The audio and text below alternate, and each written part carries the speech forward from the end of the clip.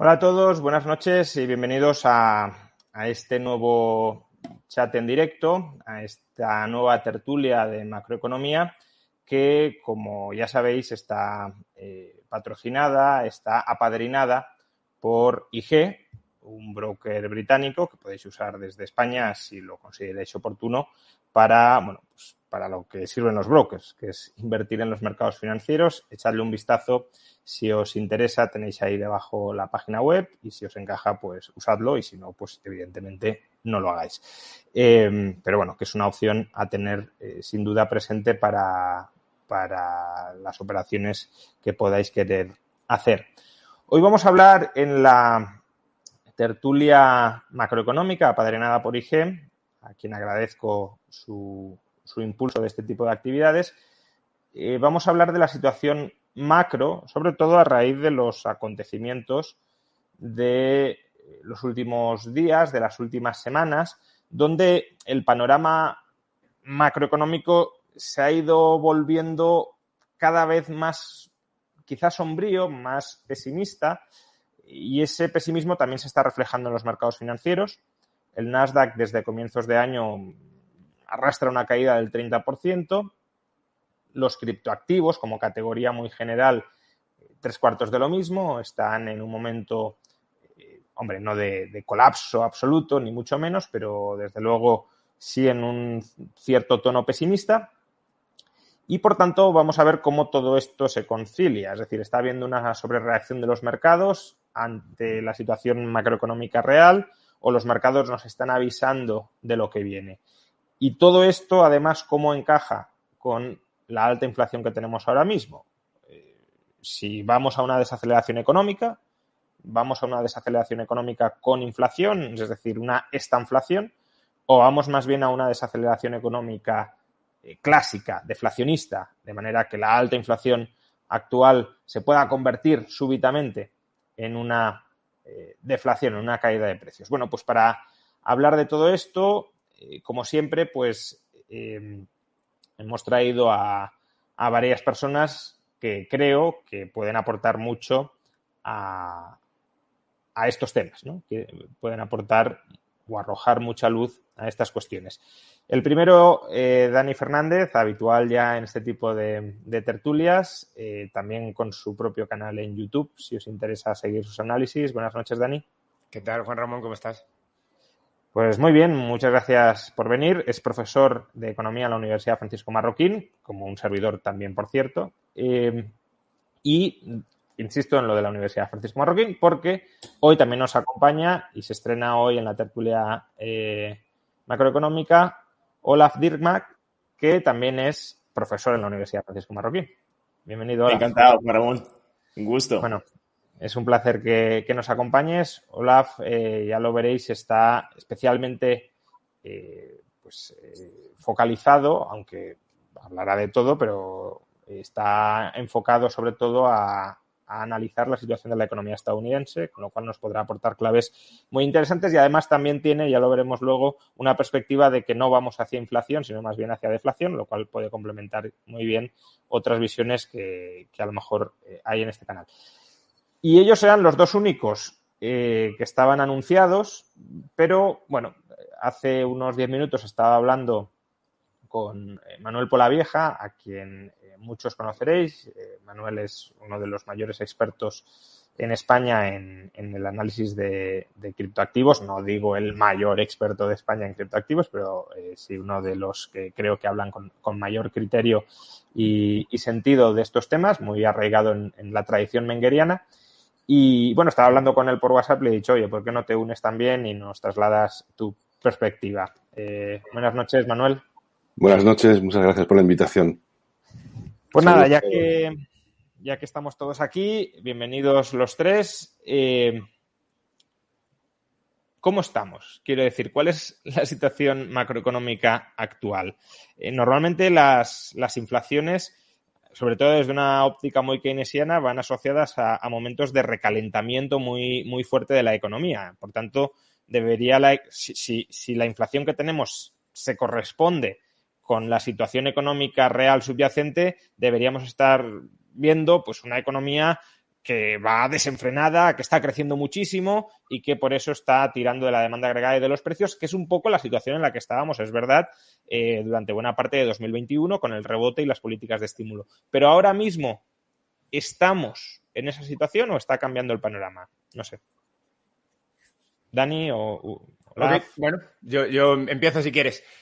Mi punto de vista es el mismo que el tuyo. En general, las expansiones económicas tienden a ser inflacionarias, o al menos relativamente inflacionarias, por lo siguiente, y es que el ciclo de crédito sigue el ciclo económico.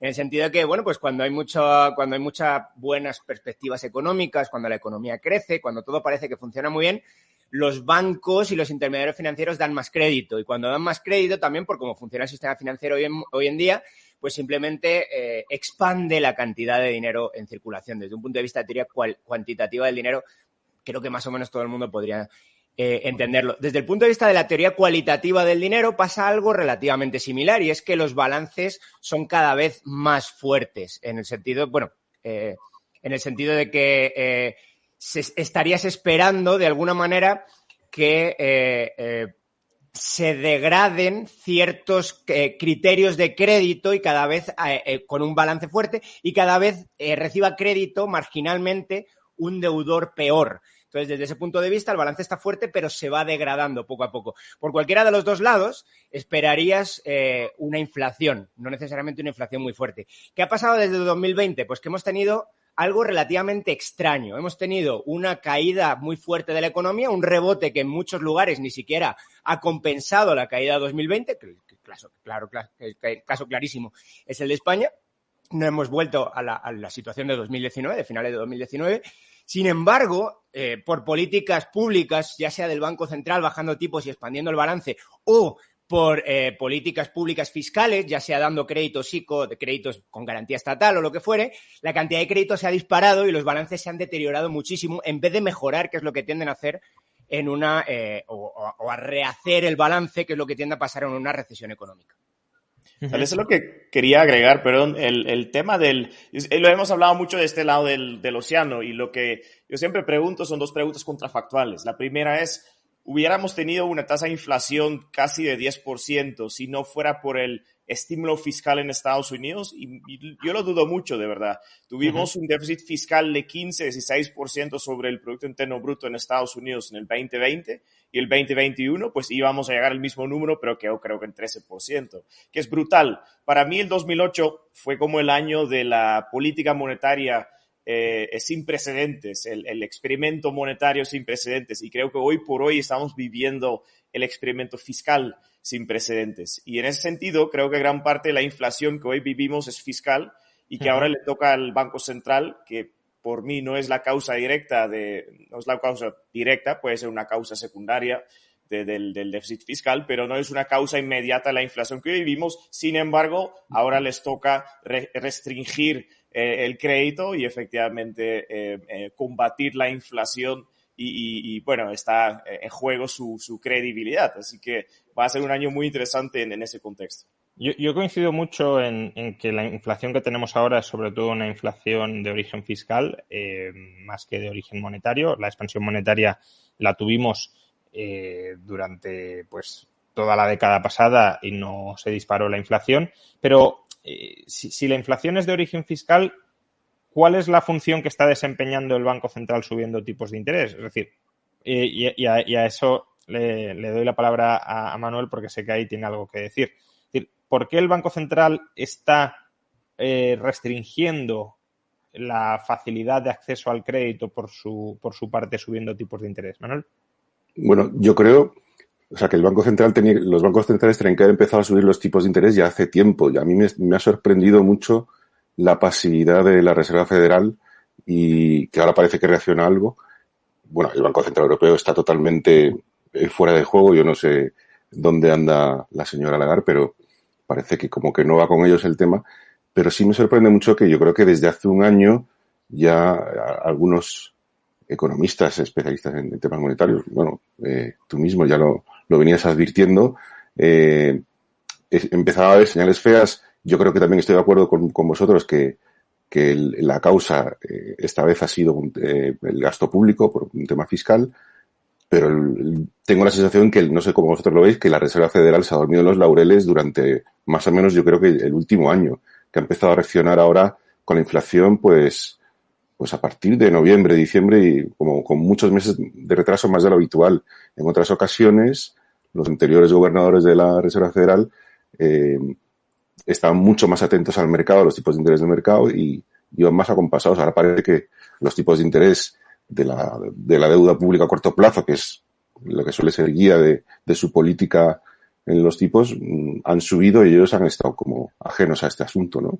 Entonces, me ha dado la sensación de que se han dejado que se vaya de las manos y están actuando muy tarde. O sea, lo que dice Manuel, porque este último punto es importante y para que quede claro, normalmente si nos fijamos en el tipo de interés de la deuda pública estadounidense a corto plazo, 3 meses o 6 meses, digamos que el mercado anticipa el momento en el que el Banco Central va a subir tipos, los va a subir a corto plazo y lo anticipa porque agrega toda la información que está disponible en el mercado, ¿no? Pero en este caso, los tipos a corto empezaron a subir mucho antes de cuando los tipos de la deuda pública empezaron a subir mucho antes que cuando la Reserva Federal ha empezado a subirlos. Ha ido con retraso, en lugar de ir acompasada al mercado, ha dejado que el mercado primero colocarle las expectativas y luego ellos han reaccionado mucho más tarde, ¿no? En concreto, yo lo que pienso es que normalmente la Reserva Federal suele seguir al mercado. Evidentemente, la Reserva Federal es un jugador importantísimo en ese mismo mercado, pero que el mercado se suele no anticipar a la Reserva Federal en el sentido de qué es lo que va a hacer la Reserva Federal, sino que el mercado va por delante porque tiene más información, porque hay muchos más partícipes, tiene mucha más información y la Fed es un ente burocrático, al fin y al cabo. Y el mercado estaba diciendo, oye, está pasando esto, y la Reserva Federal pues no ha estado haciendo caso hasta ahora mismo. ¿Les puedo aportar algo? Sí, claro. La tasa de interés. Creo que es un tema importantísimo y al final la pregunta es, bueno, ¿qué mercado en concreto controla la Fed? Es decir, ¿la Fed controla el mercado a 3 meses o el mercado a 10 años? Y son dos mercados distintos. Yo creo que controla mucho el de 3 años. Y curiosamente lo que dice Manuel se ve reflejado en los tipos. Hay una cosa que se llama el diferencial entre tipos de interés. Que, por ejemplo, comparamos la tasa de interés a 3 meses con la tasa de interés a 10 años. Y cada vez antes de una recesión, por alguna razón, lo exploré en mi tesis doctoral, se invierte la curva de rendimientos, ¿no? Es decir, la tasa de interés a corto plazo supera la tasa de interés a largo plazo. Y las tasas de interés a corto plazo, que incluye el de 3 meses, 6 meses, 1 año, 2 años, típicamente mueven todos juntos. Pero esta vez es diferente y existe una divergencia increíble que el de 2 años ya se invirtió hace un tiempo y el de 3 meses está ahí como si no pasa nada, como si no hay ningún tipo de riesgo de recesión. Y yo creo que eso es por lo que dice Manuel. La Fed no está actuando y como controla más el mercado a 3 meses, ese spread todavía no se ha invertido, pero bueno, puede cambiar muy rápidamente este año también. Sí, o incluso más spreads, que son, no todo el mundo tiene acceso a la Fed solo tiene acceso a los bancos, ¿no? Entonces también hay un mercado de corto plazo fuera de la Fed, donde hace mucho más frío que dentro de la Fed. Es decir, pues el mercado de eurodólares en Londres, no sé. Entonces, todos esos diferenciales, que son indicadores de recesión, estaban incrementando. Entonces, desde ese punto de vista, pues evidentemente no solamente lo que tú estás comentando del diferencial de tipos de corto o largo plazo, sino también los diferenciales de riesgo. Entonces, sí, pinta un poco fea la cosa. Entonces, ¿cuál es ahora mismo la situación económica, por centrarnos, por ejemplo, en Estados Unidos, ¿no? que Olaf es la que ha estudiado más? Los datos de PIB del primer trimestre del año fueron malos, no sé si dentro de lo esperado o peor de lo esperado, pero bueno, si atendiéramos a esos datos y se repetían en este trimestre, ya hablaríamos de recesión. ¿Realmente se van a repetir? ¿Ha sido un bache sin más? ¿Vamos a entrar ya, por tanto, en recesión o Estados Unidos va a entrar en recesión en esta primera mitad de año? ¿Cuál es la perspectiva en materia de crecimiento económico en este sentido? El estímulo fiscal actual es mucho menor que en los 2 años pasados, ¿no? Creo que es importante. Y luego tenemos un trimestre, terrible, en todos los sentidos y lo están tratando de vender como si fuera solo un pequeño obstáculo, un efecto temporal negativo, pero que realmente no debemos preocuparnos del resto del año. Yo creo que es una narrativa errónea, ¿no? Por muchas razones, por el tema logístico más que nada, como vemos ahorita la situación en Shanghái, vemos también cómo está ya impactando el conflicto en Ucrania, en las cadenas logísticas. Yo creo que esos efectos todavía no lo hemos sentido. Significa que esos efectos pues lo vamos a sentir el resto del año y eso va a traer consecuencias muy negativas que la gente todavía no la está reconociendo. Estamos como un poco ahí en el, no sé, un jardín de Edén, no sé cómo lo dirían en España, como un sueño, una ilusión, y realmente esa ilusión pues vamos a despertarnos de este sueño tan bonito bastante pronto, creo yo. Así que los datos han sido bastante malos, pero según incluso la administración de Joe Biden, pues no hay ninguna razón o motivo de preocupación, y yo creo que es una visión bastante errónea. De hecho, ellos creen que una subida de tasas lo puede soportar perfectamente la economía estadounidense. Pero cuando dices que todavía no estamos sintiendo los efectos del confinamiento o de los confinamientos en China y que vamos a despertar del sueño y que va a ser mucho peor de lo que esperamos, ¿a qué nos estamos refiriendo? Es decir, ¿nos estamos refiriendo a simplemente recesión con aumento de desempleo? ¿Nos estamos refiriendo a desabastecimiento de productos que incluso podemos considerar importantes para nuestro día a día? ¿Cuáles son las perspectivas de esto que no estamos todavía sintiendo? Lo último, y especialmente insumos para muchas empresas. Curiosamente, hay un dato que a mí me llama muchísima la atención, que es un dato de Rusia. Las importaciones rusas han caído como un 30%. Y luego la gente decía, mire, cómo funcionan bien las sanciones económicas. Y en realidad, cuando uno ve el dato más de cerca, son 30% de importaciones desde China.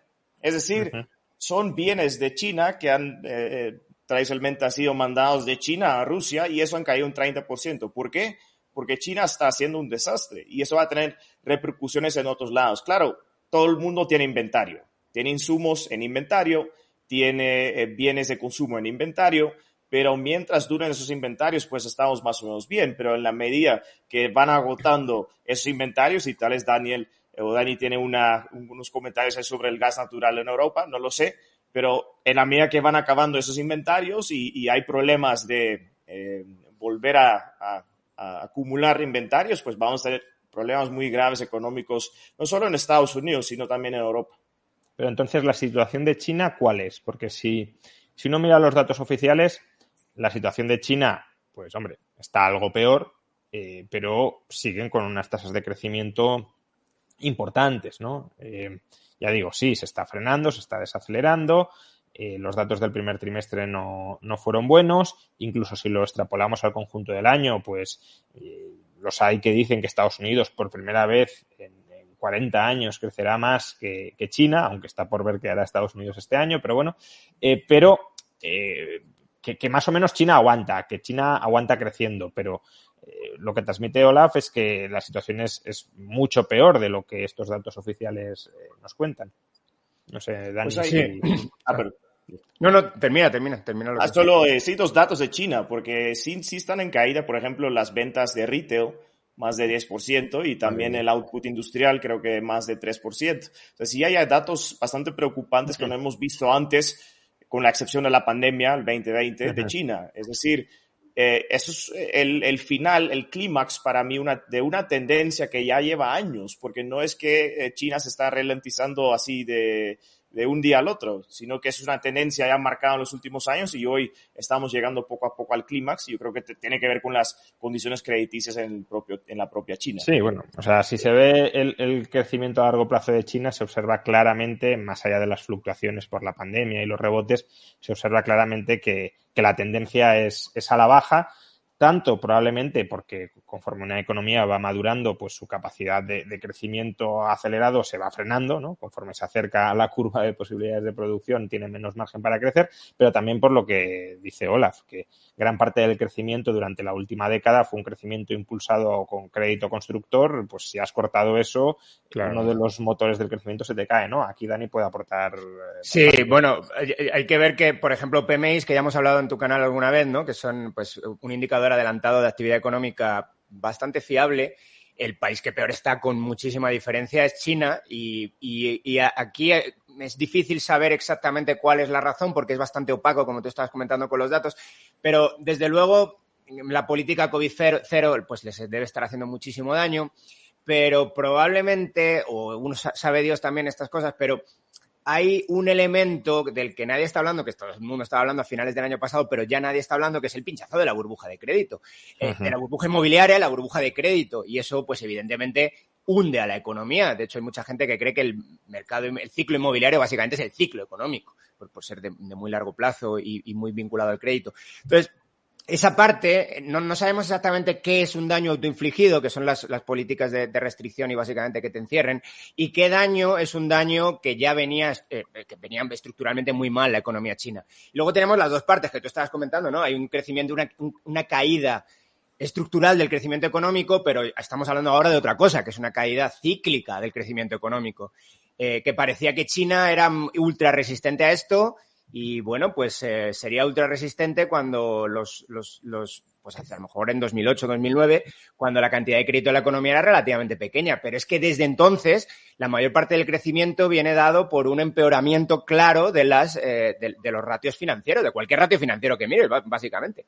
Y no tenemos que olvidar que la banca china, no toda, pero gran parte, sobre todo la banca como tal, es decir, el que tiene acceso al Banco Central, la mayor parte es pública. Esto quiere decir que puede aguantar hasta que no aguante más, es decir, que quizá los problemas vienen todos de golpe. Y quizás lo que estamos viviendo ahora, y simplemente toda esta política de COVID cero es una forma de tapar de alguna manera y decir simplemente es por el COVID, que parece que ya no tiene sentido hacer esto, ¿verdad? Pero es por el COVID, pero realmente es una desaceleración del ciclo de crédito y bueno, hace no tanto tiempo, hace como un par de meses, quebró el mayor banco privado de China. Es decir, esto es algo que pues, no salió en ninguna noticia ni nada, pero vamos, que están ahí los datos. El mayor banco privado de China no es tan grande porque, como he comentado, pues la mayor parte de bancos privados, la mayor parte de bancos son públicos. Pero bueno, ya te da una idea de que hay un problema subyacente. Es sintomático, sí. Y que ese problema subyacente en un balance público aguanta más tiempo, pero tampoco aguanta infinito. Esto que comentas es interesante, ¿no? Porque ha habido muchas interpretaciones de por qué ahora mismo con Omicron, sí, yo creo que la política COVID cero podía tener un sentido en 2020 antes de las vacunas.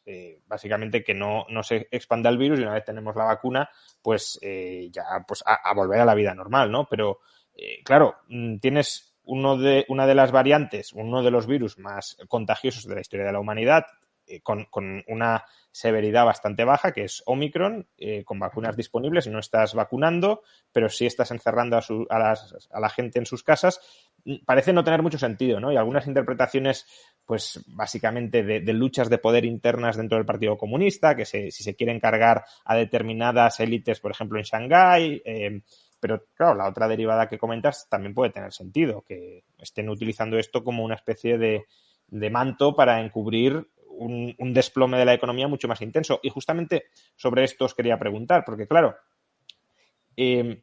la caída de los datos que estamos viendo en PMIs, en ventas minoristas, son datos malos o son los peores desde marzo o febrero de 2020, es decir, desde el anterior confinamiento de la pandemia.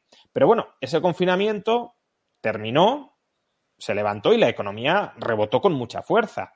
Es verdad que con cierto retraso y no solo eso, sino que los que no quieren vincular la inflación ni con la política fiscal y la política monetaria nos dicen que eso generó una serie de cuellos de botella que hemos arrastrado varios años. Pero bueno, la economía resurgió. ¿Cabe pensar que ahora pasará otra vez esto con China y que pues en un mes, por ejemplo, o en mes y medio, se levantarán los confinamientos, la economía china rebotará mucho y, por tanto, volverá a haber ciertos cuellos de botella, pero se normalizará de nuevo el crecimiento mundial, o esta vez será distinto y los efectos serán más perdurables? Pues bueno, lo que respecta a China no tengo ni idea, la verdad. O sea, es muy complicado saber. Lo que sí podemos entender es este concepto de espacio fiscal, es decir, hasta dónde puedes llevar esto. Antes de que se ponga en duda la capacidad del Estado para hacer frente a sus deudas. Y cuando eso pasa, entonces sí que puede haber mucho peligro de una inflación demasiado alta, mucho más alta de la que estamos sufriendo ahora. De momento, mi interpretación puede ser más o menos similar a la de Olaf. Si viene una recesión, la inflación caerá en picado. Pero si viene una recesión con dudas sobre la capacidad del Estado de pagar sus deudas, yo creo que lo que viene es una recesión inflacionaria. ¿Y por qué comento esto otra vez? Porque la capacidad de expandir... O sea, ¿tú crees que vamos a eso, a una recesión con dudas sobre la solvencia de muchos estados? Bueno, pues es que depende en parte de qué se hizo en el pasado, es decir, de la situación financiera del Estado está mucho peor que mucho peor que pues, probablemente en décadas. Y de práctica, y esto es también interesante, de la práctica totalidad de estados del mundo, es decir, aquí no se salva nadie, porque todo el mundo hizo la misma política en 2020. Habrá peores y mejores, pero de aquí no se salva nadie. Entonces, si vas a salir o intentas salir de este bache económico con nuevas políticas de demanda, las nuevas políticas de demanda significan más déficit público y déficit público acomodado en el Banco Central. El Banco Central ya ha dicho que con él no va esto, que no va a seguir. Si no va a seguir, entonces, evidentemente, lo que va a haber es una cantidad de títulos de deuda pública en el mercado muy, muy grande y un tipo de interés muy grande. Y el coste financiero de la deuda se va a disparar. Entonces, esto es lo que hace que mucha gente pueda empezar a huir de este tipo, de deuda pública y también de moneda. Hombre, no quiero decir que estemos ahí, pero quiero decir es un riesgo clarísimo si siguen haciendo la misma política que en 2020. Hombre, ahí sí, si me permites mediar, quiero decir, si vamos a unas políticas fiscales ultra expansivas y el Banco Central cierra el grifo, sí estoy de acuerdo que se pueden poner las cosas muy serias para algunos estados. Ahora, yo no tengo tan claro que si vamos a eso, el Banco Central no frene en la subida de tipos de interés o incluso no vuelva a acomodar, que en parte es lo que anticipan los mercados, ¿no? Ahora subimos y luego volvemos a bajar los tipos de interés. Y justamente ahí es donde puedo ver un cierto riesgo inflacionista, porque si vamos a políticas muy expansivas con un Banco Central que se olvida de cuál es su misión y se convierte en un sumiso de la política fiscal, pues la moneda sí cae en bastante descrédito. Entonces, bueno, ¿cómo veis esto, no? Olaf, tú que dices que vamos más bien a deflación, pero ¿lo ves sí o sí como una certeza o caben escenarios en los que vayamos a una estanflación? Pues en mi mente nunca hay certezas, así que voy a considerar tu escenario también. Lo veo menos probable. Yo creo que la diferencia entre el 2020 y este año es simplemente que este año las tasas de interés sobre todas las deudas corporativas, sobre todo tipos de deuda, los hipotecarios, están subiendo. Y en el 2020 no estaban subiendo. Es decir, subieron por un mes o incluso semanas hasta que la Fed actuó y empezó a comprar incluso deudas hipotecarias ya compraba, pero empezó a comprar deuda corporativa, concretamente en el sector energético, donde las tasas de interés estaban disparando por encima de 10% para muchas empresas, llegando a 20% para algunas empresas. Es decir, la diferencia es que en el 2020 la tasa de interés hipotecario, para dar un ejemplo, cayó a picados, cayó a 2% al año. Y ahora, en cuestión de meses, que ha sido históricamente algo muy raro, nunca hemos tenido esas subidas tan rápidas y tan drásticas, y fuimos de 2% a 4 o 5% en Estados Unidos sobre deuda hipotecaria. Pues si eso no solo pasa con hipotecas, sino para todas las corporaciones también, estamos ante condiciones crediticias y de liquidez muy diferentes que en el 2020. Es decir, vamos a tener un escenario bastante negro, recesionario, deflacionario. Y claro, solo veo tu escenario, Juan Ramón, de la misma expansión fiscal, pero ya no tenemos la excusa de la pandemia. Es decir, políticamente es más difícil de vender, tal vez. Pero, claro, ahí presupones que la política monetaria va a seguir un tono restrictivo, porque si la Fed dice, bueno, pues de nuevo barra libre para las hipotecas, para las empresas, ahí, o sea, claro, la demanda de crédito en recesión tampoco tiende a ir muy bien, ¿no? Si está cayendo la economía, la gente no tiende a endeudarse o mucho le tienes que bajar los tipos de interés, incluso algunos dicen que los tendrías que bajar a negativo para que la gente se lanzara a endeudarse para eso, ¿no? Pero, bueno, yo el escenario de que se modere la política fiscal y que la política monetaria no vaya más, sí lo veo. Lo que no tengo tan claro es si eso, en un contexto de caída muy fuerte de la actividad económica, va a generar inflación o deflación, porque eso dependerá sobre todo de cuáles sean las expectativas de los agentes sobre a dónde vamos y cómo acomoda el sistema, ¿no? Manuel, ¿tú cómo lo ves? Sí, a ver, yo creo que ahí la clave es lo que has comentado tú antes, es sobre si el Banco Central se va a someter al poder fiscal o al poder político, a lo que quieran los gobiernos. Que la verdad es que últimamente estamos tendiendo a un sometimiento y yo no sé si esa tendencia va a cambiar. Yo creo que si va a ser deflación o inflación va a depender de eso y esa decisión es muy difícil de anticipar porque es como una decisión política, ¿no? Es una lucha ahí entre si el Banco Central dice hasta aquí hemos llegado y reclama su independencia y hace valer su independencia o no. A mí me cuesta ver, lo que sí me cuesta ver realmente es, sí que es verdad que el nivel de endeudamiento es altísimo y como dice Dani, no se salva ningún país, pero en el caso de Estados Unidos, dudas sobre la solvencia, no sé, me cuesta verlo ahora mismo porque ahora mismo la demanda de activos denominados en dólares es altísima, entonces tanto de deuda pública como de moneda, de la propia moneda, de los propios dólares. Eso me cuesta verlo, me cuesta la verdad es que imaginar ese escenario donde se pueda dudar de la solvencia de Estados Unidos.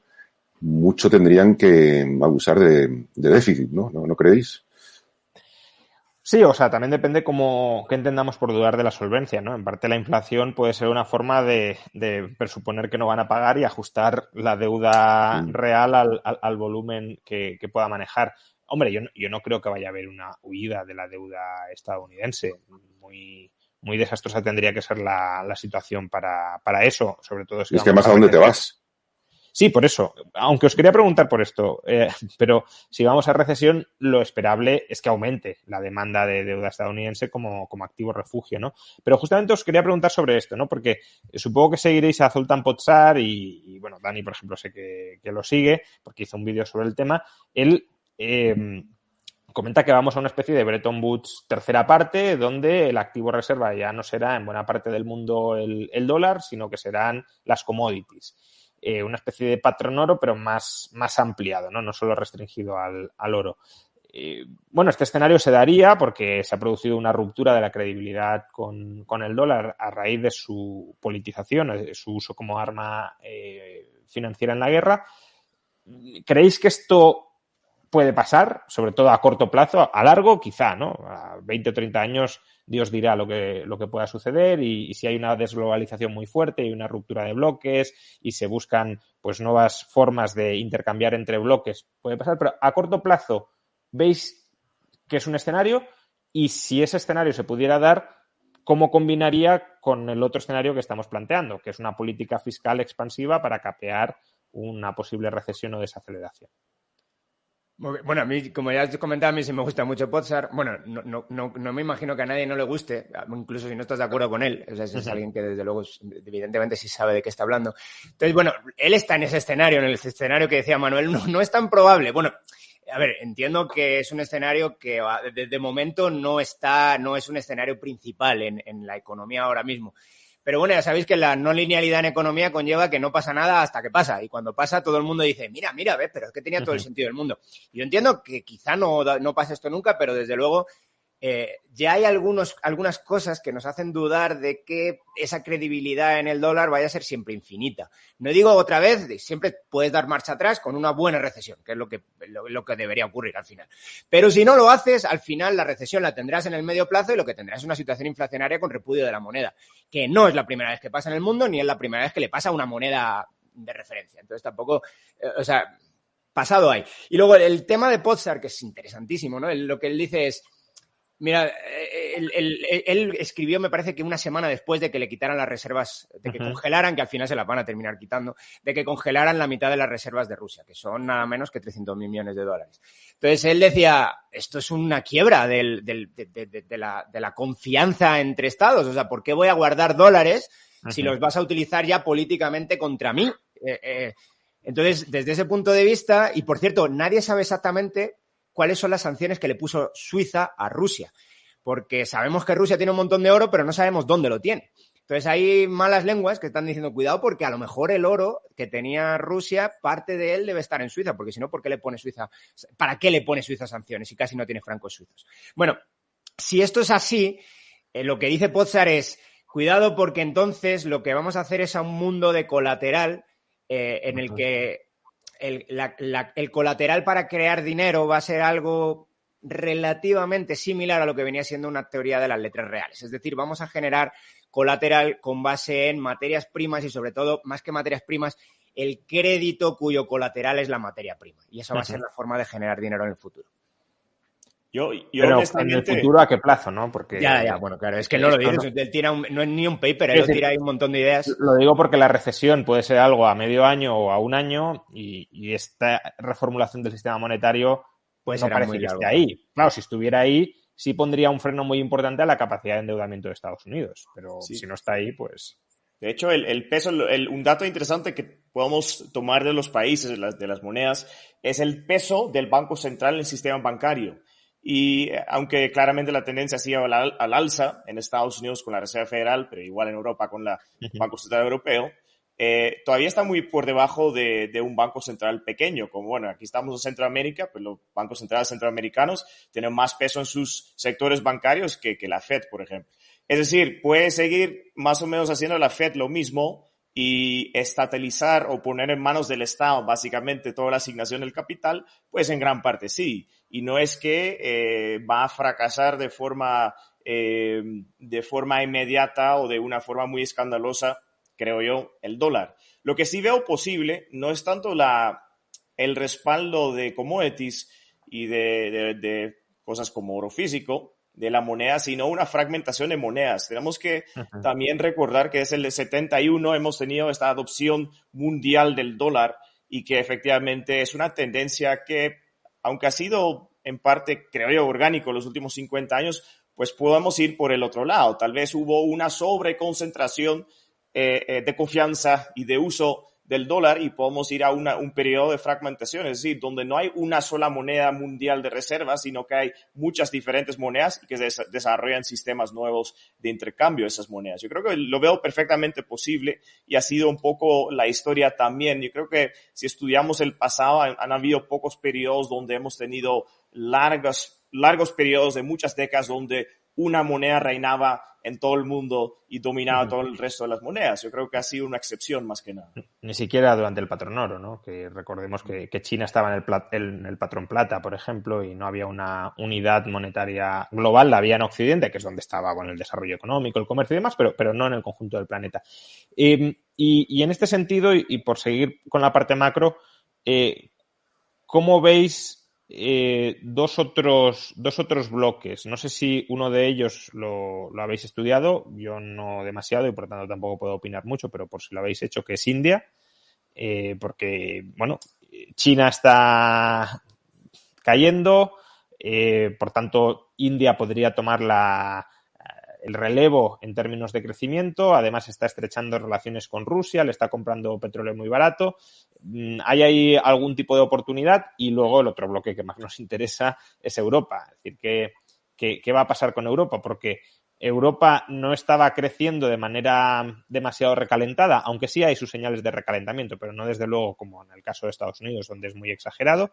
Hay países que no han terminado de recuperar ni siquiera su nivel de PIB prepandemia, como España, y sin embargo tenemos una inflación muy alta, en parte importada por el exceso de calentamiento de la economía mundial, y en ese contexto, pues ahora vemos frenazos en China, frenazos en Estados Unidos, también frenazos en Europa, probablemente subidas de tipos a partir de julio en la eurozona. ¿Cómo se combinan estos diversos escenarios? Bueno, yo en mi caso... Manuel, por ejemplo, yo en el caso de India, si vosotros queréis comentar, porque no es algo que yo haya estudiado tampoco, a mí me parece preocupante la situación de Europa porque si persistiera la inflación, en caso de que persistiera la inflación y el Banco Central tuviera que subir tipos, claro, esto es una situación muy distinta a la de Estados Unidos, porque aquí hay países como precisamente España o Italia que, vamos, yo no sé cómo van a poder digerir una subida agresiva de los tipos de interés. Quizá por eso el Banco Central Europeo está totalmente missing y parece que ni se le espera. Estáis comentando que parece que pueden empezar en julio a subirlos, ¿no? Pero De momento están como muy pasivos.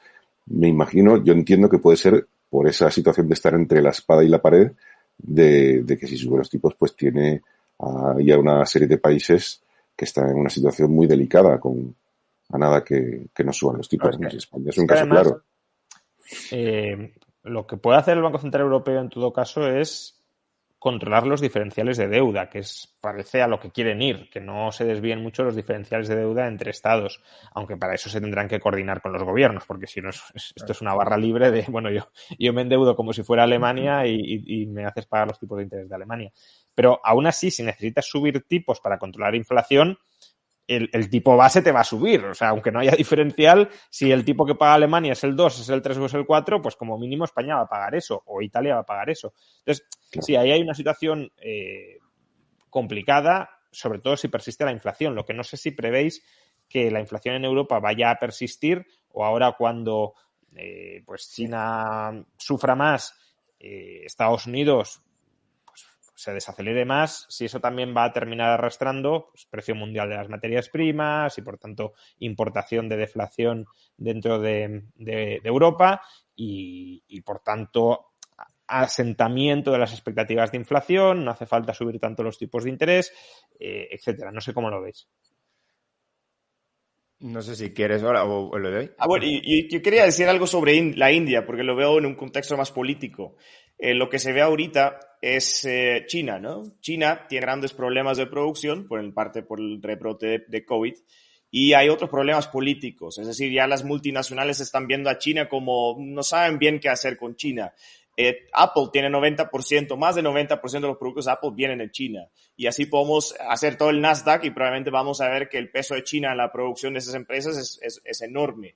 Y yo creo que hay una tendencia ahorita a decir, bueno, vamos a diversificar un poco la producción a otras regiones del mundo, en parte por el riesgo de futuras pandemias o de rebrotes del propio COVID y también por el tema político, donde efectivamente el gobierno chino se ha vuelto cada vez más autoritario en los últimos años. Y además tenemos que recordar que China tiene condiciones muy superiores de inversión, es decir, hay bajos impuestos, hay pocas regulaciones, tanto laborales como medioambientales como otros. Es decir, el ambiente de negocios en China ha sido bastante favorable. Sin embargo, vamos a ver que la India, que no ha hecho nada en cuanto a políticas públicas, que no ha avanzado, no ha abierto más la economía, ahorita va a aprovechar o va a sacar los frutos de esta tendencia mundial. Pero a lo mejor hay otras regiones, no solo la India, que puede aprovechar la misma tendencia.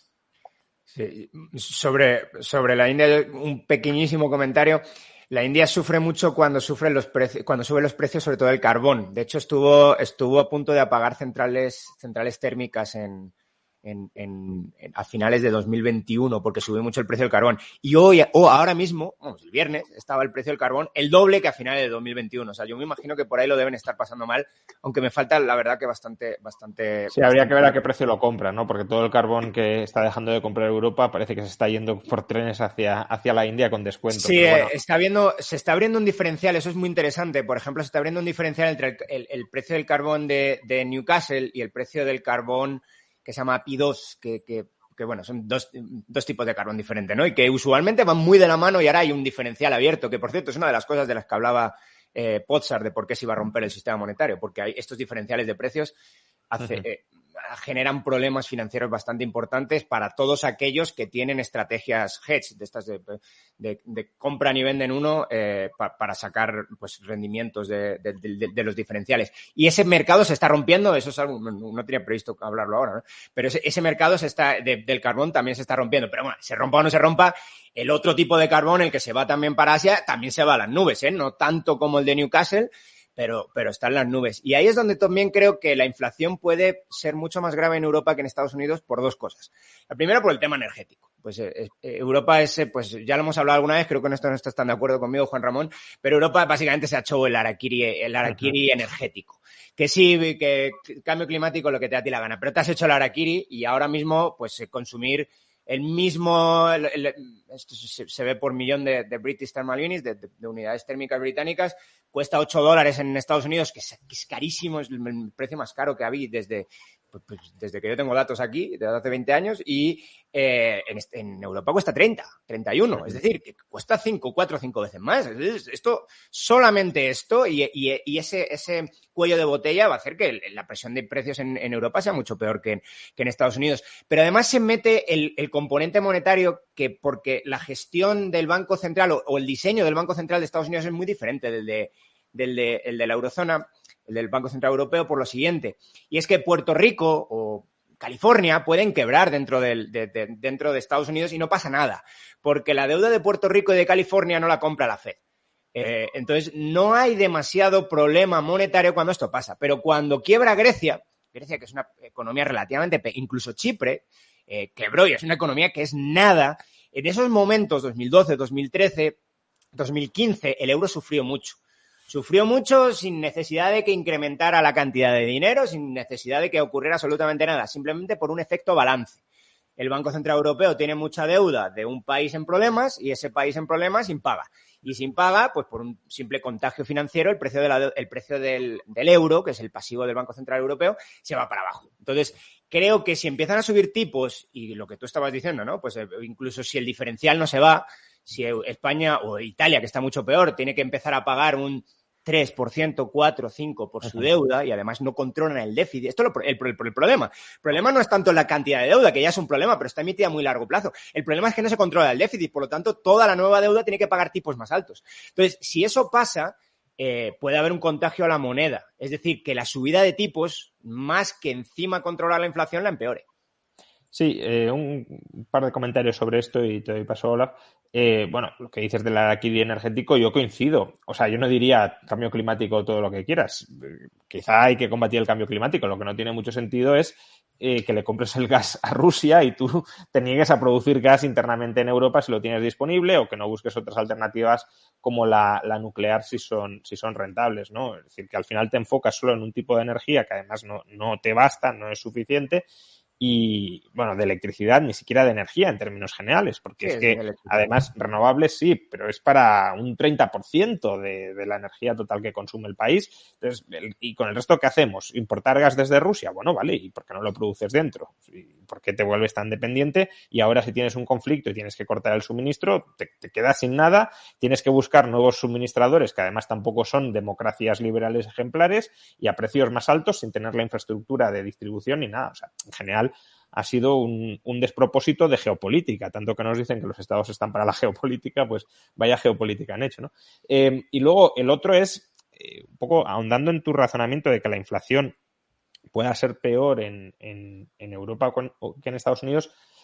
En principio no debería serlo, porque el grado de recalentamiento de la economía estadounidense es verdad que es mucho más potente, pero es cierto que si la inflación entra por el lado de la depreciación del euro, y eso lo estamos viendo, y eso es lo que están empezando a decir ahora de, no, es que ya no es solo que importemos inflación porque los precios internacionales suben, es que el euro se está depreciando. Hombre, igual tienes alguna responsabilidad en que el euro se esté depreciando, ¿no? Entonces, claro, si el euro se deprecia apreciablemente y hay muchas importaciones sobre las que no podemos disponer y además los estados no frenan su gasto público, porque además para 2023 tenía que volver a entrar en vigor el Pacto de Estabilidad y Crecimiento y han dicho que no, que para 2024.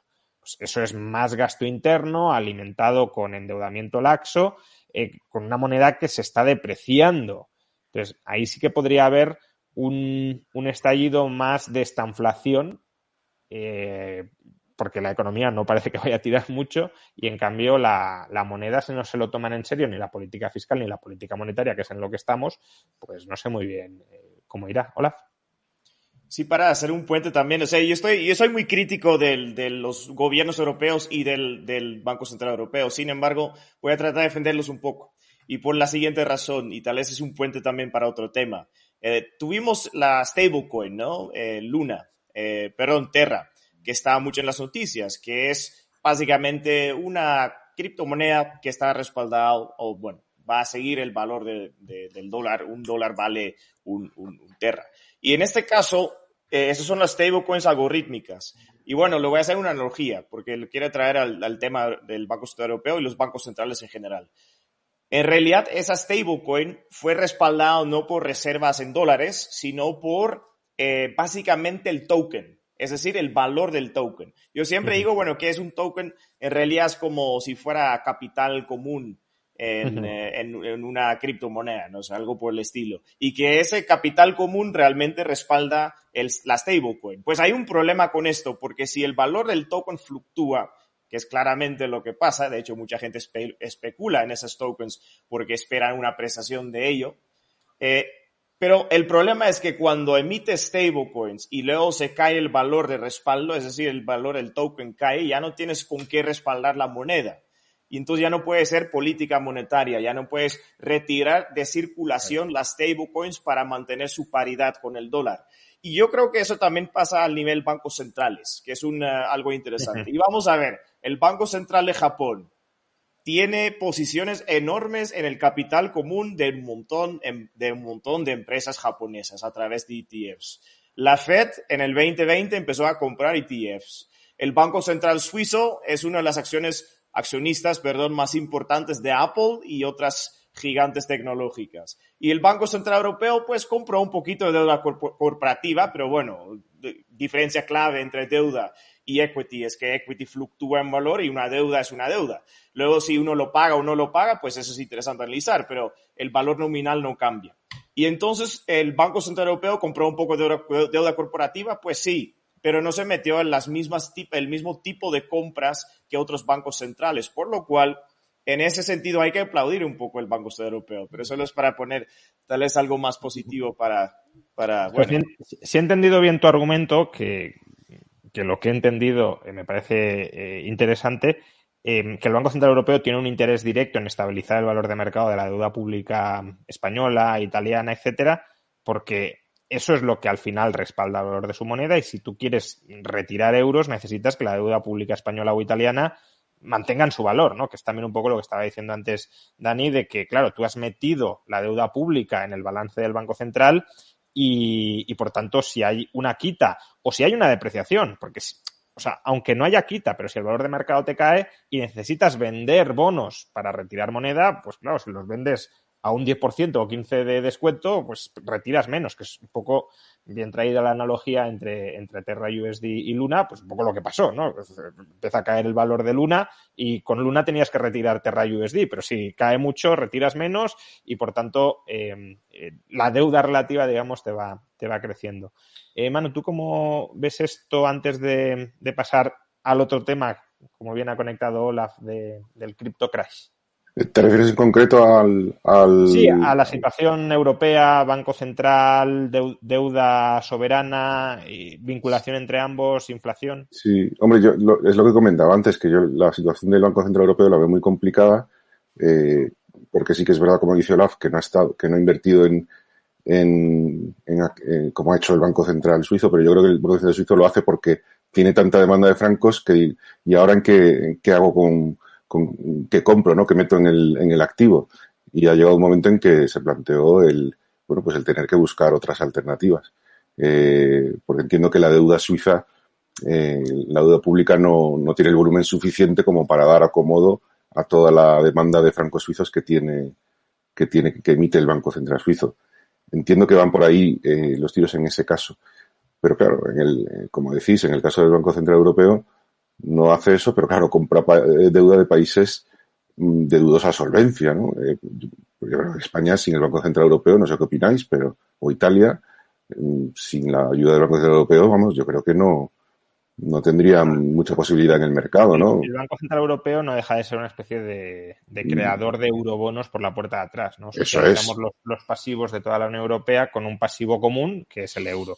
Y por tanto, como ese pasivo común también tiene detrás a Alemania, intercambiamos tu pasivo nacional por un pasivo común y hacemos arbitraje de tipos de interés. Claro, está como mutualizado, pero realmente el comprar deuda de algunos países, pues, bueno.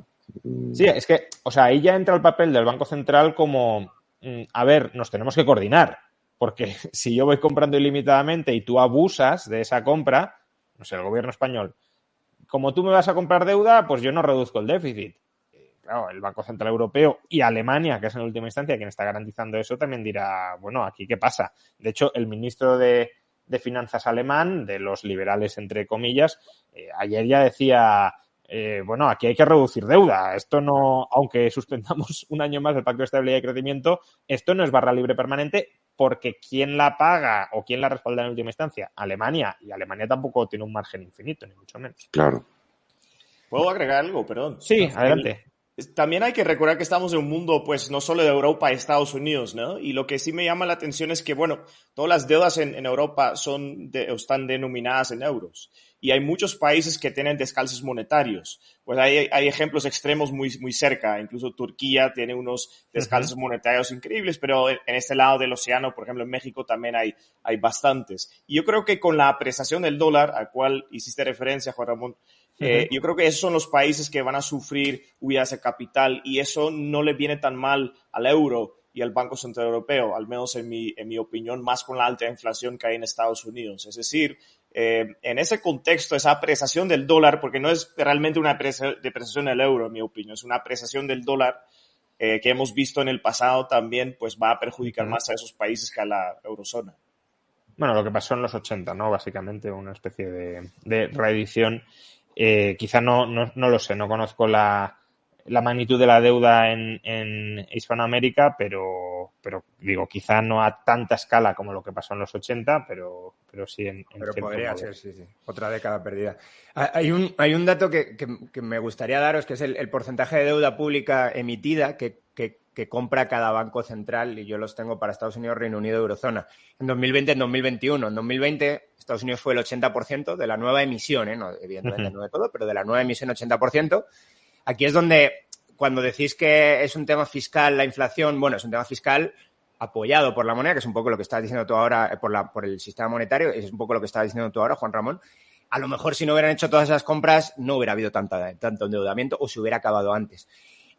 Para Reino Unido en 2020 fue 113% y para la eurozona 120%. Eso es una cosa increíble. O sea, no solamente hiciste el mayor expansión fiscal que has hecho en un año nunca, sino que has retirado títulos del mercado. No solamente no has dejado que circulen más, sino que has retirado. Sí, la única razón por la que cayó el tipo de interés. Y en 2021, que uno hubiera dicho, bueno, ya esto se acabó, ¿no? Se acabó la juerga, se acabó la fiesta. En 2021 en la eurozona fue del 80%. Y en Estados Unidos del 40%. Bueno, y por países, que en España yo creo que hay que verlo, ha sido prácticamente el 100%. Eso sí no lo he hecho yo, Eso sí habría que nadar más en los datos concretos. Lo que sí hay que ver que el déficit fiscal es mucho más alto en Estados Unidos que en muchos otros países europeos. Eso ¿no? También es cierto. Pero sí, es verdad. Sí. Como el doble. Y es clave, la nueva emisión de deuda pública es clave, creo que en Estados Unidos. ¿Cuál se espera que sea el déficit fiscal este año en Estados Unidos? 2022, Estados Unidos 5%, 4,8%. Bueno, con datos fundamentales. Tampoco está tan lejos del de España, pero bueno. No, y eurozona se espera que sea 4,3%. ¿no? Sí, bueno, eurozona es que, claro, depende de las diferencias. Alemania imagino que sea mucho más bajo, pero países como, sobre todo como España. Porque... El total 4,3%. Es decir, no está tan, ahora mismo no está tan diferente, pero claro, en 2020 fue del doble. Sí. Cambiemos de tema y hablemos de la caída que han sufrido los mercados financieros durante el último año. Bueno, durante los últimos meses, desde que empezamos el año, y pongamos especial foco en el famoso crypto crash. Pero bueno, si queréis comentar el Nasdaq, que está bastante vinculado, también adelante. ¿Por qué se ha producido esto? ¿Tiene algo que ver con la situación macro subyacente? ¿Ha sido algo meramente inducido por los bancos centrales? Antes de que empezara a caer con fuerza a la bolsa, los altos cargos de la Reserva Federal decían en público: queremos fastidiar a los accionistas, queremos que caiga la bolsa. La bolsa solo ha caído un 3%, ahora ya un 30%. La bolsa solo ha caído un 3% y esto no es suficiente para frenar la inflación.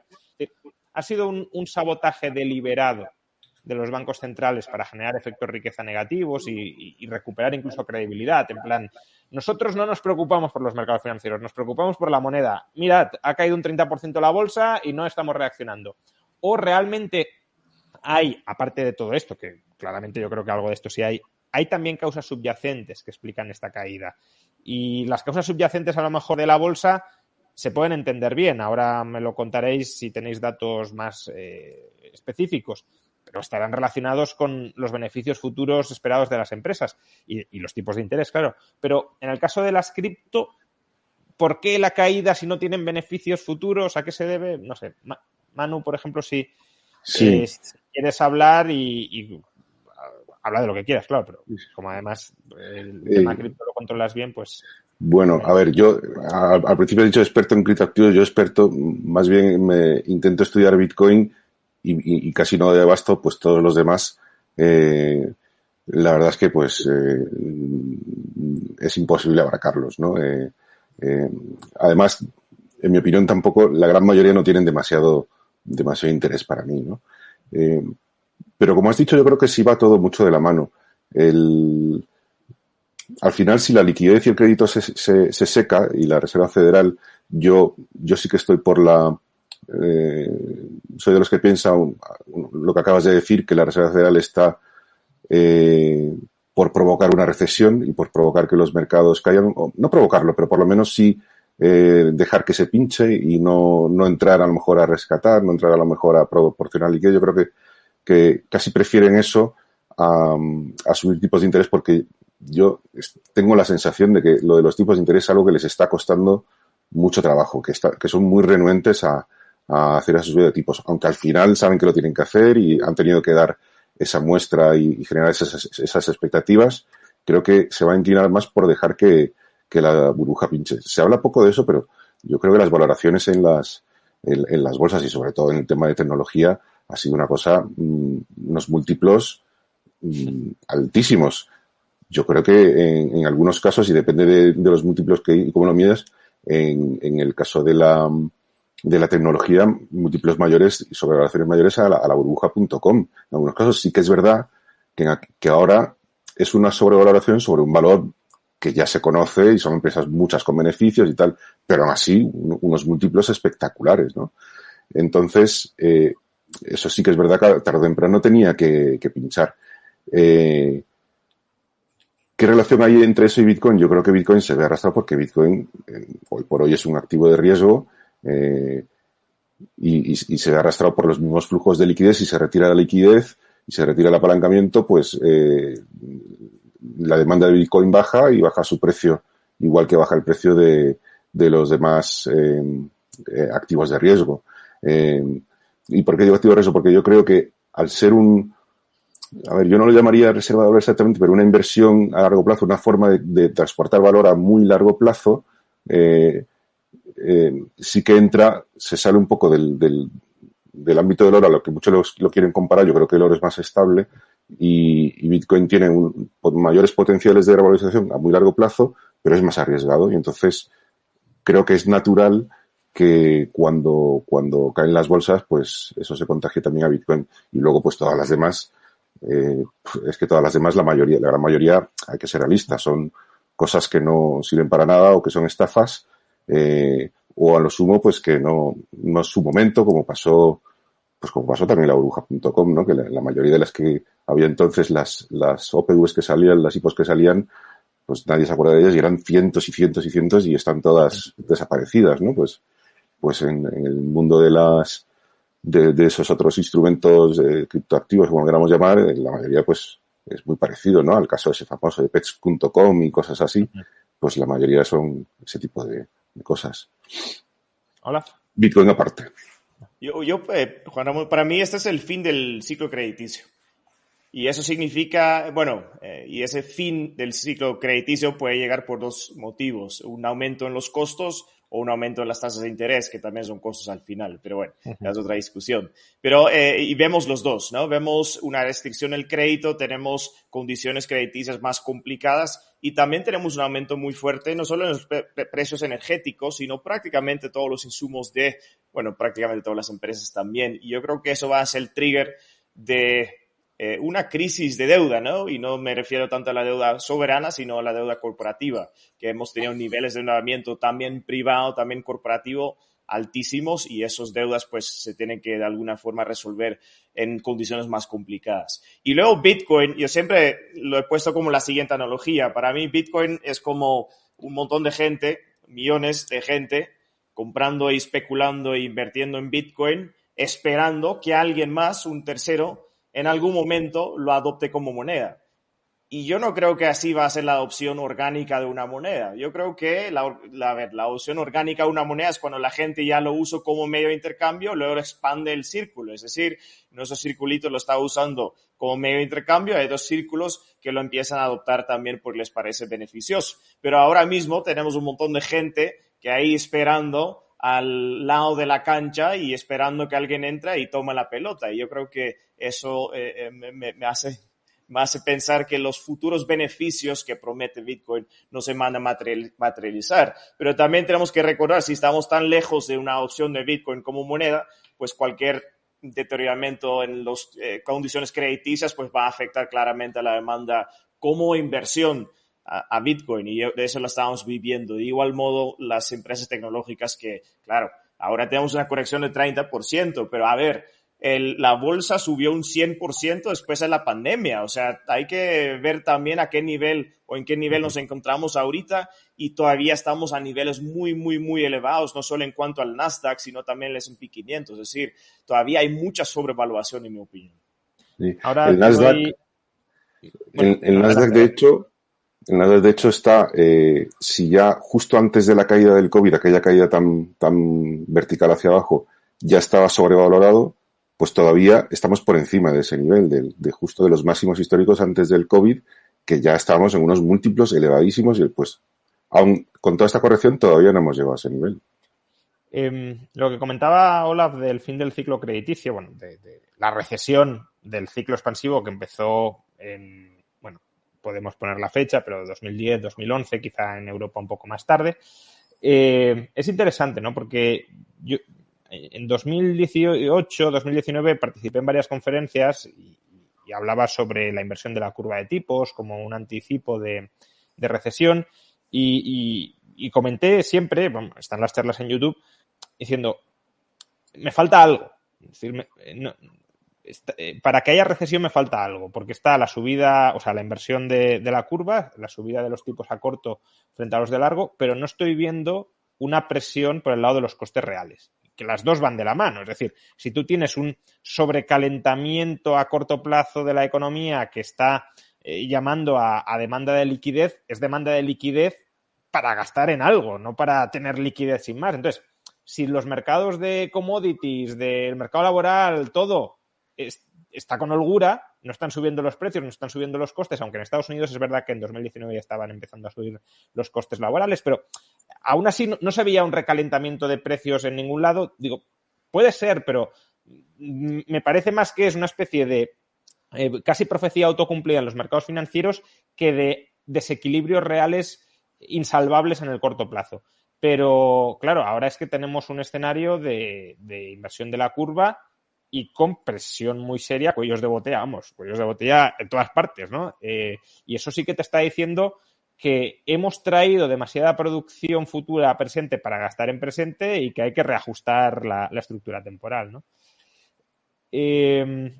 Manuel, no sé si querías comentar algo a lo que ha dicho Olaf de la adopción de monedas, porque tú obviamente eres muy escéptico con que Bitcoin vaya a ser dinero en alguna ocasión, pero ¿realmente los que están ahora en Bitcoin es gente que espera que Bitcoin se convierta en dinero, o es gente que le vale la forma monetaria o pseudomonetaria que tiene ahora Bitcoin?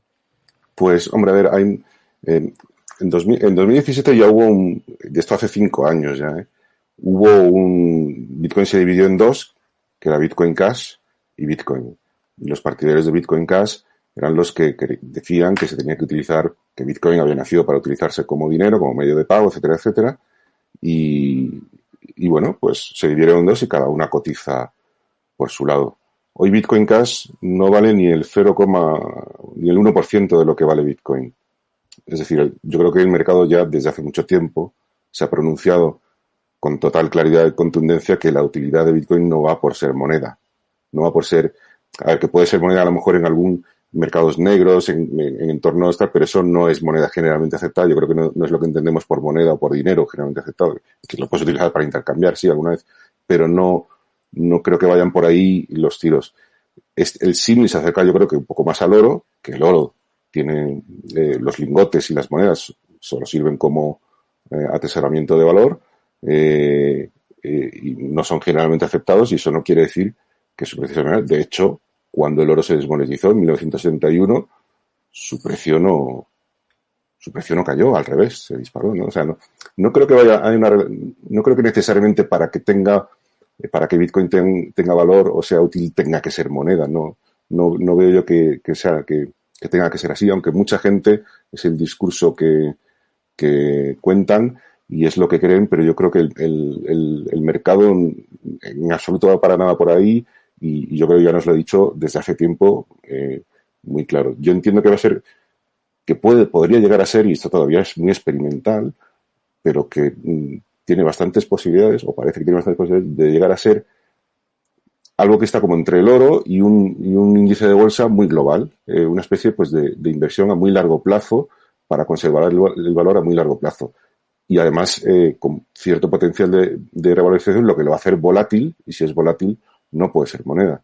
Eso es como yo creo que la demanda de Bitcoin o por lo menos la demanda orgánica, si al final acaba teniendo éxito, no va a ir por la idea de ser moneda en el sentido de generalmente aceptada. Olaf, ¿qué querías? Gracias. A mí me convence muchísimo el argumento de Nassim Taleb, y básicamente dice, claro, al final es una promesa no cumplida por el Bitcoin. O sea, tuvimos esta promesa que iba a ser la siguiente moneda, medio de intercambio generalmente aceptado, y aquí estamos y cambió la narrativa. ¿Por qué cambió la narrativa? Porque es una inversión especulativa y hay que justificar de alguna forma su precio elevado. Esa es mi opinión. Probablemente voy a hacer muchos enemigos en los próximos 60 segundos, pero ya es otra cuestión. Fíjense que el argumento de Taleb es un poco lo siguiente. ¿Cuál es el valor presente? ¿Cuál es el valor de cualquier objeto de inversión? Pues el valor presente de todos sus futuros beneficios. ¿Cuáles son los futuros beneficios de Bitcoin? Pues no hay, porque no genera flujo, pero era su promesa de servir como medio de intercambio. Es decir, si pierde la función en medio de intercambio, y si el valor como depósito de valor depende de sus futuros beneficios como medio de intercambio, tampoco tendría por qué valer algo hoy día. Es decir, no puede ser un depósito de valor sin su función, sea en el presente o en el futuro, de forma esperada, de medio de intercambio. Y es un argumento que a mí me convence bastante. El oro tampoco tiene función de medio de intercambio y sí preserva su valor. Pero tiene un mercado paralelo no monetario que efectivamente consiste en demanda industrial, usos personales, etc. ¿Tú crees que el uso industrial del oro justifica los precios del oro? Es un componente, digamos, hoy día está en $1,800, que es otra discusión bonita, ¿no? ¿Por qué no ha subido tanto el oro físico en esas condiciones, además inflacionarias? Pero bueno, tal vez sería otra semana. Pero el tema ahí es interesante. ¿Cuánto del 1,800 es su valor monetario especulativo y cuánto es, digamos, industrial y de uso? Yo he estado ahí en la India y los decoran en los matrimonios decoran con kilos de oro a las mujeres. Claro. Pero en un momento empezaron a sustituir por plata y era más o menos a $1,200. Entonces, bueno, es muy anecdotal, lo entiendo perfectamente, y luego podemos ver las estructuras de costos del uso de oro, por ejemplo, en semiconductores o algún tipo de tecnología. No soy un experto, no soy ingeniero, pero hay definitivamente hay demanda. ¿Y qué porcentaje hoy día del precio actual, el precio oro, representa esta demanda industrial y personal? Pues no lo sé, pero yo incluso cuestionaría si esa demanda monetaria de orfebrería o de personal de decoración de la India no es una demanda en gran medida monetaria, porque es una... Para mí es totalmente monetaria. A ver, ahí voy a entrar un poco al trapo a Olaf. A ver, yo personalmente considero que la demanda industrial de semiconductor, eso por así decirlo, es de antes de ayer. El oro se ha demandado durante siglos y la demanda industrial como conductor, eso es muy reciente, ¿no? Entonces, eso no serviría para explicar el valor que ha tenido el oro durante muchos siglos atrás. Durante muchos siglos atrás estaba el tema de la joyería, pero es que si estudiamos un poco el tema de la joyería, el hecho de llevar anillos, pulseras, lazos, eso se puede interpretar, y yo lo interpreto así, como una forma de seguridad y de transporte de un objeto que es exclusivamente para el intercambio. Lo que pasa es que al final el intercambio es una cosa tan abstracta que sí que lo materializamos en pues que adorne, etcétera, no sé, pero el objetivo, en mi opinión principal, incluso la joyería es una forma quizá más antigua de acuñar o de, no de moneda, porque la moneda es otra cosa, ¿no? Pero no sé si me explico, ¿no? Que era una forma antigua de utilizar el oro como medio de intercambio. Yo pongo la parte ornamental como secundaria y la parte monetaria como principal. Yo creo que el valor fundamental del oro siempre ha sido monetario. ¿Por qué? Porque antes había que hacer muchas filigranas en las cosas para señalizar ese coste y tal, y el oro ya es escaso de por sí, con lo cual era muy útil para eso. Entonces, yo creo que siempre esa parte de la joyería se ha confundido. Yo creo que, en mi opinión, siempre ha sido más una utilidad monetaria que realmente ornamental. Yo creo, bueno, yo no estoy tan de acuerdo con la última parte histórica tampoco. Es decir, la plata era dinero. Se está acoplando Pues no sé por qué. ¿Me escuchan? Ahora sí. El primero, la plata era más dinero y el oro incluso generaba escasez de moneda en su momento. Es decir, había episodios bastante bien documentados de escasez de moneda bajo patrones oro. Y luego la plata era más el dinero y por un accidente histórico nos quedamos nosotros en el mundo occidental con una especie de oro bancario, que al final la oferta era bancaria y tenía la capacidad de expandir.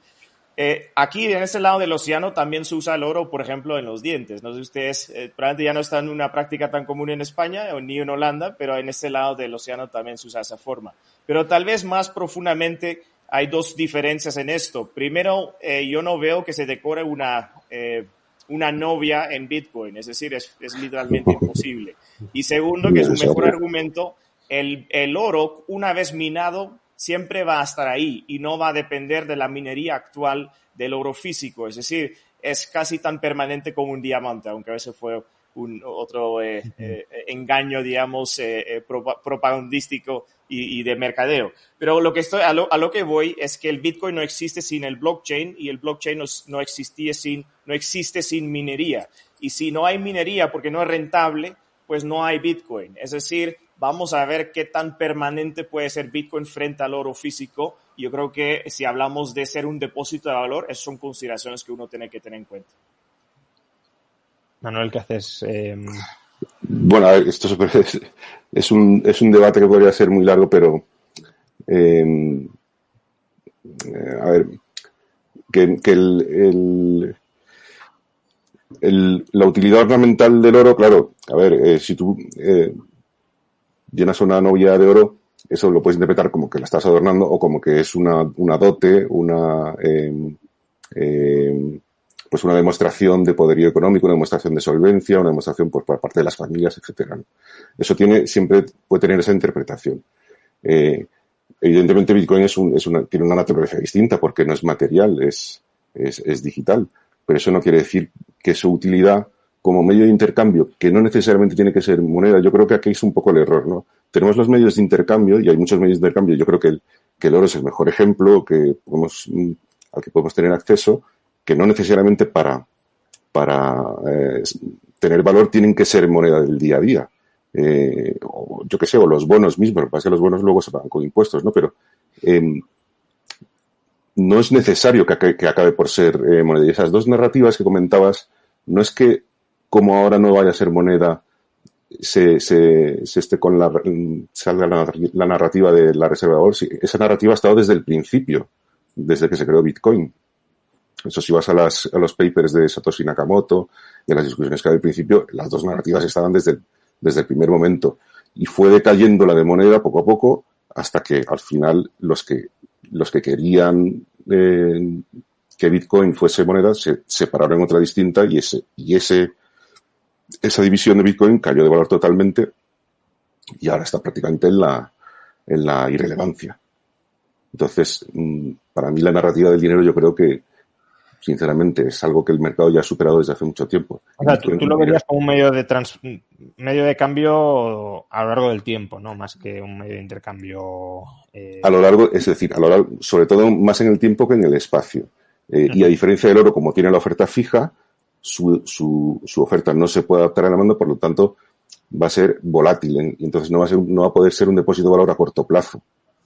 Pero a largo plazo, por sus características y por la forma en que, yo creo que es lo más importante, la forma distinta en la que se ejerce la propiedad de Bitcoin, porque no depende de leyes, no depende de estados, simplemente saber una clave y ya está.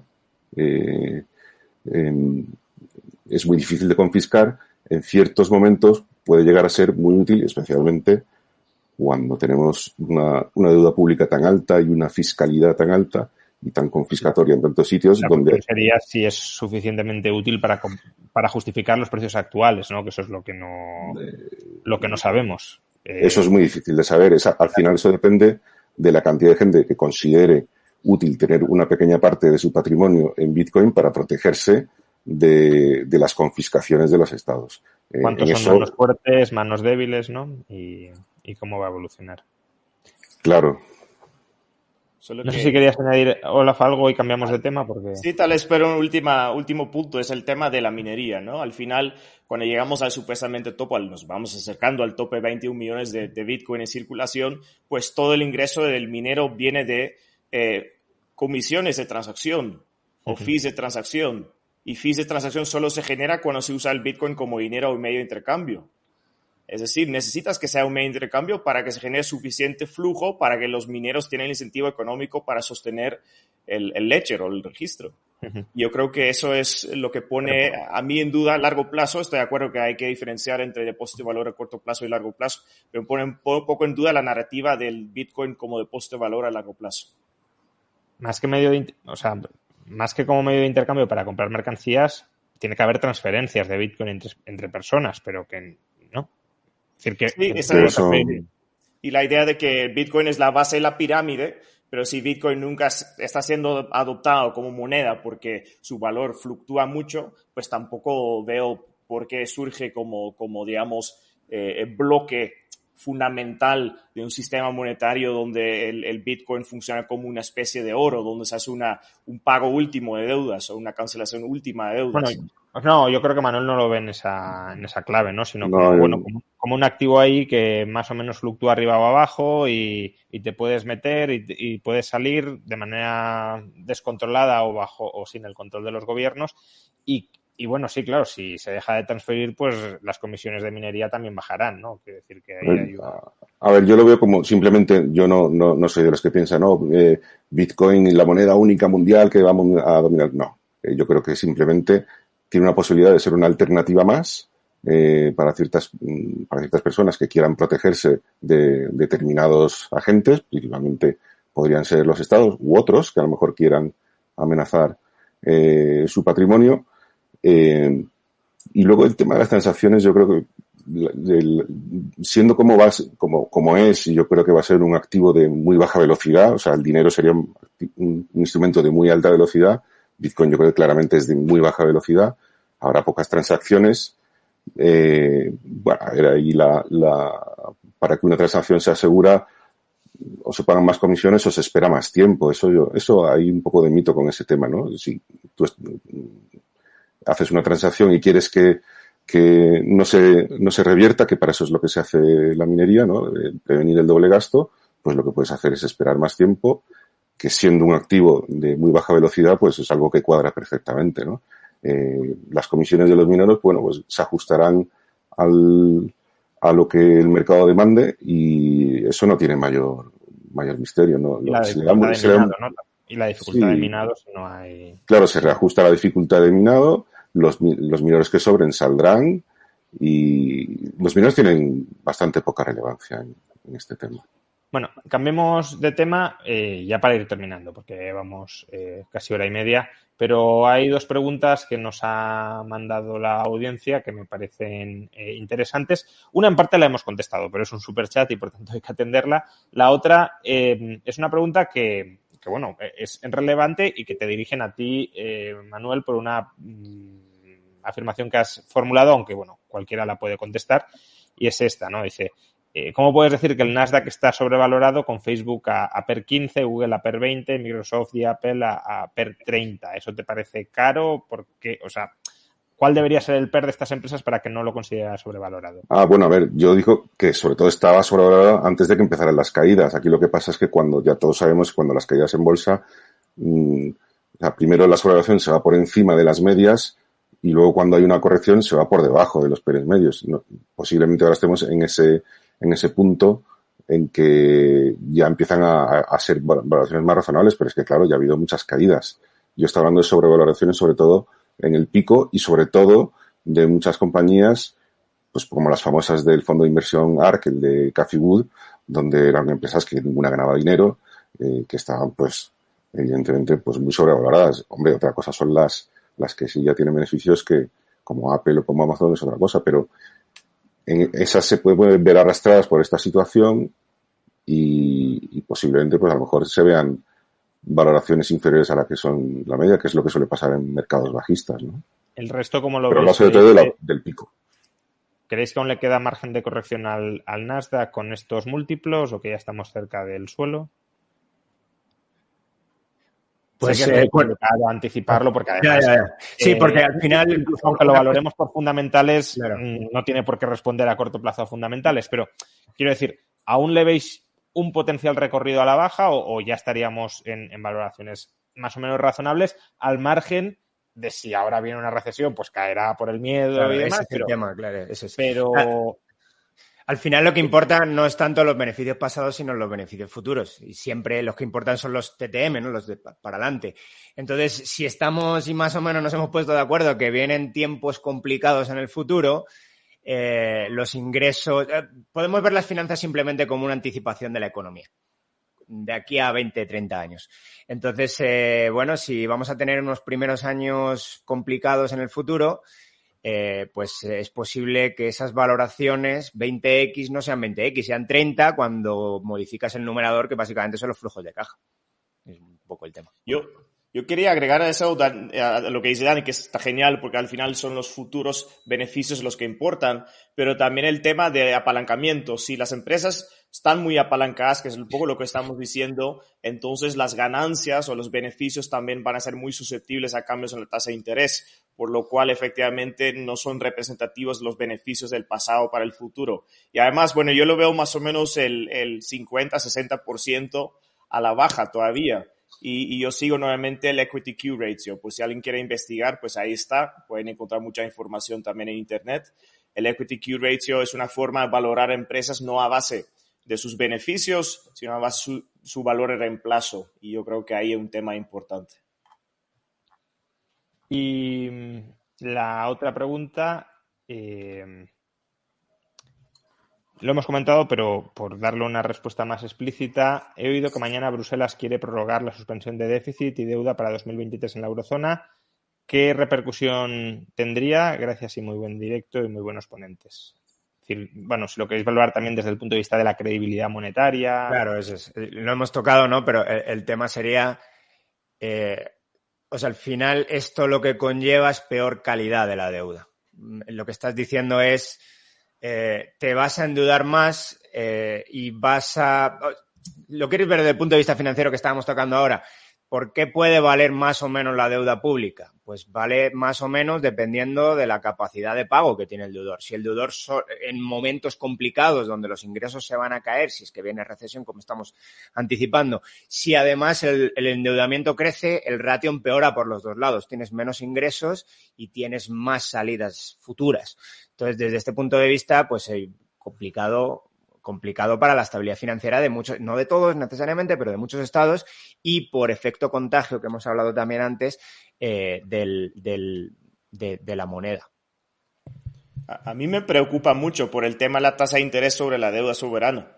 Es decir, la tasa de interés de 10 años en Alemania hoy está en 1%, pero en la pandemia estuvo menos 1%. Es decir, fuimos en un año, básicamente un poco más de un año, fuimos de 2 puntos porcentuales para arriba. Y si vamos a posponer de alguna forma lo que a ellos les encanta llamar la austeridad fiscal, pues eso podría empeorarse. Y si la tendencia es tan abrupta y tan drástica, pues hay que tener mucho cuidado con que esta tendencia no pasa por el lado equivocado. Muy bien, pues ya llevamos hora y media. No sé si alguien quiere decir algo más. Después de muchas reflexiones sobre muchos temas, a lo mejor algún comentario que se haya quedado en el tintero. No sé si Dani creo que quiere añadir algo. Yo quería, como con las criptomonedas, yo esto solamente estaba escuchando a los expertos, pero dicen que bueno, la economía experimental, de hecho también, que el mayor predictor, es algo que ha comentado antes Manuel, uno de los mayores predictores de burbuja es la cantidad de liquidez en el mercado, ¿no? Y cuando intentas replicar esto en un laboratorio pasa casi siempre que esta es la clave. Si dejas mucha liquidez en el mercado, termina habiendo burbuja. Y parece que esa cantidad enorme de liquidez en el mercado se ha trasladado también al mercado de criptomonedas y lo que estamos viendo es en directo cómo explota una burbuja y ahora que tenemos una especie de bancos cripto, que son todas estas stablecoins, lo que tenemos es un pánico financiero y estamos creo que viviendo en directo un pánico financiero sin banco central. Y cuando hay un pánico financiero sin banco central resulta que hay bancos mejores y bancos peores. Y los bancos peores se van del mercado y los bancos buenos se quedan. Entonces, bueno, creo que es un poco un análisis del mercado cripto desde otro punto de vista, no del que han dado tanto Olaf como Manuel. Pues muchas gracias a los tres, Manuel, Olaf y Daniel, por acompañarnos durante esta hora y media. Creo que, como decía la audiencia, habéis aportado mucha luz, comentarios muy interesantes, también donde os complementabais y donde discrepabais, pues al menos con conocimiento y con puntos de vista que se puede llegar a un entendimiento porque uno entiende más o menos el del otro, ¿no? Muy bien, pues muchísimas gracias a los tres, os voy a ir despidiendo. Muchas gracias, Dani, por estar con nosotros y recuerdo a todo el mundo que tiene su canal de YouTube por si queréis darle a seguir. Hasta otra. Olaf, ha sido un placer reencontrarnos virtualmente y tenerte aquí en la tertulia. Un gusto. Un gusto, gracias. Hablamos, hasta otra. Y Manuel, pues bueno, te invito a última hora, pero creo que ha sido muy provechoso Encantado. que hayas estado aquí. Muchas gracias. Un abrazo y nos vemos. Y a todos los demás, pues muchas gracias por acompañarnos durante esta hora y media. Muchas gracias a IG por apadrinar esta tertulia tan interesante siempre. Y nos vemos próximamente. Hasta otra próxima tertulia.